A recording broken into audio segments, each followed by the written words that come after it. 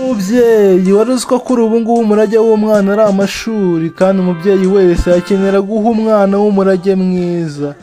Bityo rero ishuri Wisdom School Muyumbu niho tubera ku isonga mu gutanga uburezi bufite ireme, ko dufite amashuri y'incuke, nasari ndetse n'ayabanza primary, twigisha kandi mu ndimi zitandukanye, mu Gifaransa, mu Cyongereza ndetse no mu Gishinwa.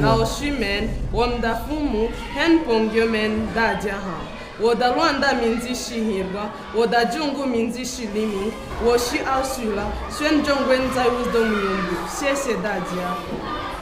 Mon nom est Moussou Malana. Je suis élève à l'école de Wisdom Muyumbu. J'étudie en 6e année primaire. Mon école est Wisdom Muyumbu. Il est bien construit. Il a des groupes enseignants. L'uniforme et la d'esprit nous enseignent bien. Wisdom Muyumbu, je t'aime beaucoup. Source de connaissance, source de direction, source de bien-être, source de sagesse, chemin vers Dieu. Tu ne peux pas être des personnes importantes à l'avenir. My name is Mulinga Alvin. I am in primary 5 class. My school is Wisdom Muyumbu. It is a good school all over the world. It has good teachers who impart knowledge and skills. More to that, we study many languages like English, Kinyarwanda, and French. Long live my school Wisdom.